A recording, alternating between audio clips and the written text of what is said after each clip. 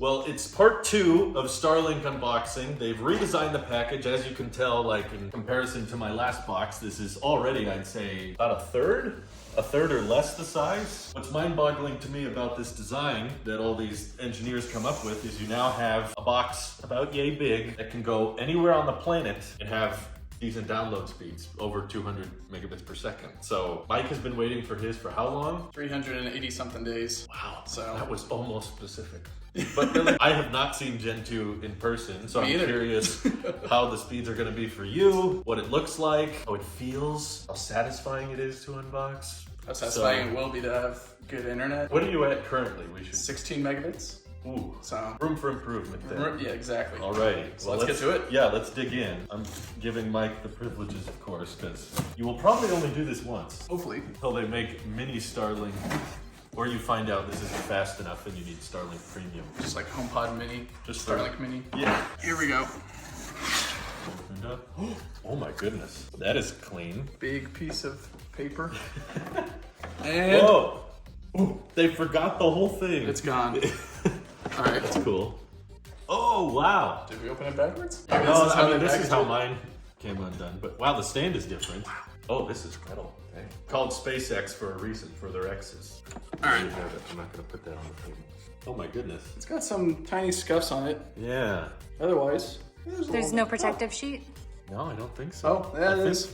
Oh, okay. That wow. Joke's on us. That was a crucial structural component he just ripped off. This looks a lot better. I think I remember them saying not to touch this, so I'll be careful. I'll try not to lick it. Okay. But if you look at the bottom, there's little holes. I wonder what those are. This is actually pretty light. Yeah? Yeah. There's a little bit of an indent. Yeah. I recall mine not being flawless either, but that's interesting. It feels almost like a paper texture. Yeah, compared to yours. On the back.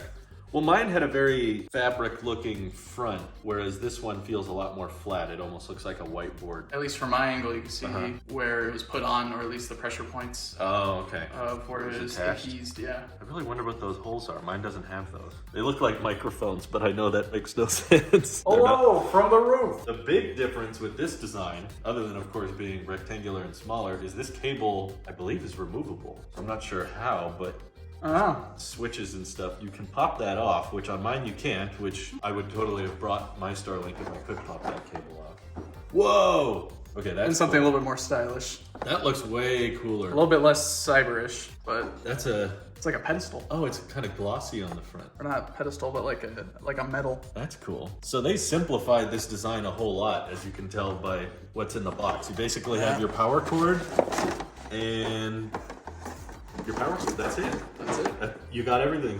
So this goes up top. It'll position itself. Got some regulatory notices. You are now the proud owner of a custom StarLink package. How thick this wire is. I'd say like probably half the surface area. This cable's gray. Mine is black. I wonder if this is more durable. Is it thicker than yours? I'd say it's about the same. It looks about the same thickness. Oh, interesting. It's got 2 plugins. Whoa! Whoa! Dang it, it's micro USB.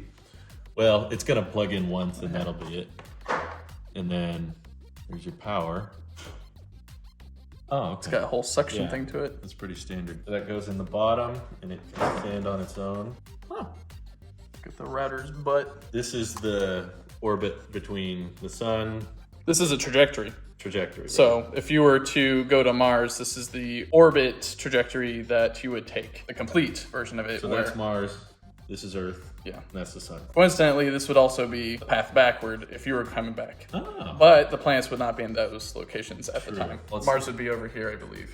Nice of them to include the instructions on every router so we know how to get there when the time comes. I feel like I know space so much better now. I would say this is about half the surface area, which is, to me, a perk, because it means it's much smaller and probably easier to store. And they can fit probably 3 of these better for within the same volumetric space. Better for sending out to customers as well, because you could fit a whole lot more in.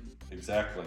Apple would be proud by how much they got rid of. But we'll plug it in, do some speed tests, and see how it does. And just like clockwork, within about 5 minutes of plugging in a single power cable, we got a signal. Dishy came to life, and we quickly saw speeds, at least from the router, over 10 times faster than the Frontier internet Mike was using before. Because he lives in an area with a lot of trees, we were picking up a lot of obstructions, so we're gonna have to do some trimming to improve the overall uptime of the service, but it's refreshing to finally see upload speeds over 1 megabit per second at this location, and I'm very happy these speeds can be obtained essentially anywhere you can see the sky. As time went on and the dish was able to calibrate where the satellites were overhead, Mike noticed better uptime even with obstructions not really impeding on his overall connection for most use cases. The Starlink app statistics says that within a 12-hour period there was only a collective 11 minutes of periods with obstructions, but we're hoping with some tree pruning we can get those numbers down even further. Overall, I'm very impressed that the SpaceX team was able to shrink down the Starlink package to be far more portable, far smaller, and I'm sure cheaper to build, and I'm excited for what future Starlink hardware they're able to come up with that could allow for even more affordable and portable options. This is your SpaceX Sheep here, and we'll see you all in the next one.